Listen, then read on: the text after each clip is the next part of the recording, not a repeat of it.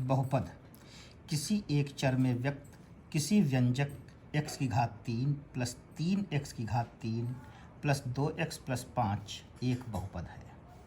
यह बहुपद x चर में है, अतः px, इसको px लिखेंगे, px बराबर x की घात 4 plus 3x plus 2x plus 5 लिखा जा सकता है। किसी भी बहुपद की उच्चतम घात उस बहुपद की घात कहलाती है। यहाँ px की घात 4 है क्योंकि x की उच्चतम घात 4 है। जिस बहुपद में चर की घात 1 हो उसे रैखिक बहुपद कहते हैं क्योंकि यह एक सरल रेखा को निरूपित करता है। जैसे 2x माइनस 3 एक चर में रैखिक बहुपद है।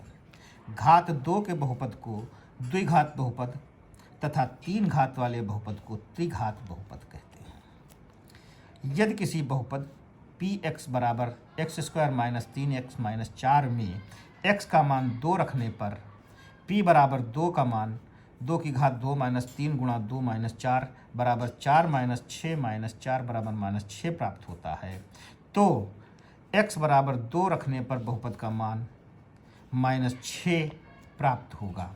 या इसको हम p2, इसी को p2 बराबर माइनस 6 कह सकते हैं।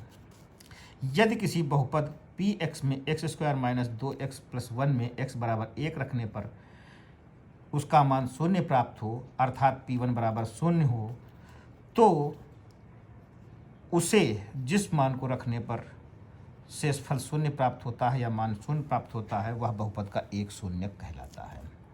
इसी प्रकार px बराबर x square minus 3x plus 2 में x बराबर 1 रखें तो भी p1 का मान 0 होगा, और अगर x बराबर 2 रखा जाए तो भी p2 का मान 0 होगा।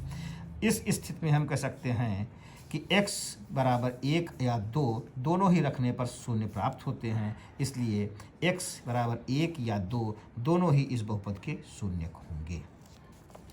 किसी भी बहुपद की घात के बराबर ही उसके शून्यकों की संख्या हो सकती है। यदि कोई बहुपद त्रिघातीय है तो उसके 3 शून्यक, यदि उसकी घात 4 है तो उसके 4 शून्यक होंगे। दूसरे शब्दों में हम कह सकते हैं कि किसी भी बहुपद की घात यदि n है तो उसके शून्यकों की संख्या n होगी। यदि इसे आलेख पर दर्शाया जाए तो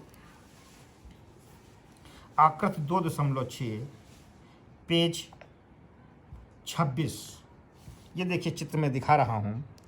इसमें ये आलेख x अक्ष को 2 बिंदुओं पर काट रहा है, ये और ये, तो इसके 2 शून्यक प्राप्त होंगे। इसी में यदि हम आगे देखें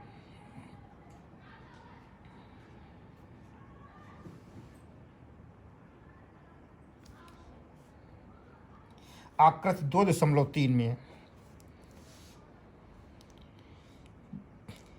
भी 2 बिंदु प्राप्त होते हैं, ये दोनों। आकृति 2.4 में ये एक बिंदु और ये दोबारा एक बिंदु पर स्पर्श करता है, अतः इसका एक शून्यक होगा।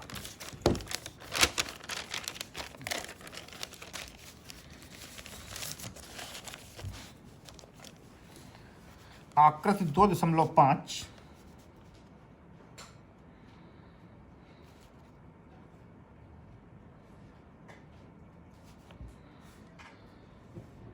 ये देखिए, इसमें आलेख x अक्ष को कहीं भी नहीं काट रहा है, कहीं नहीं स्पर्श कर रहा है, तो इसका कोई भी शून्यक नहीं होगा। इस दशा में इसका कोई भी शून्यक नहीं होगा। अब इसी क्रम में प्रश्नावली 2.1 के आलेखों का अध्ययन करते हैं। प्रश्नावली 2.1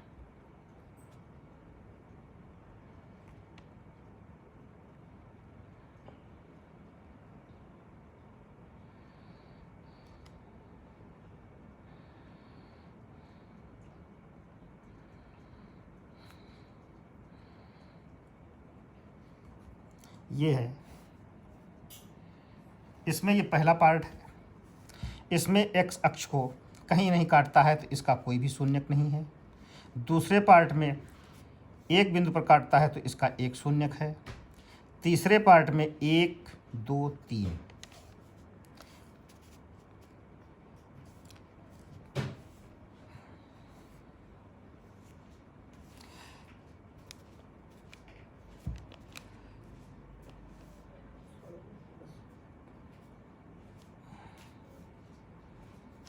तीसरे पार्ट में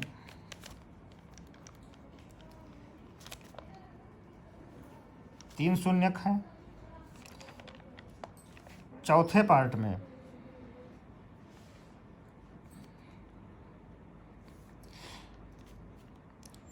दो शून्यक हैं। पांचवें पार्ट में 1 2 3 4 चार प्रतिच्छेद बिंदु हैं, अतः 4 शून्यक प्राप्त होंगे। पांचवें प्रश्न में 1 2 3 तीन प्रतिच्छेद बिंदु हैं, अतः 3 शून्यक प्राप्त होंगे। इस प्रकार से यह प्रश्नावली 1 लगाई जा सकती है। धन्यवाद।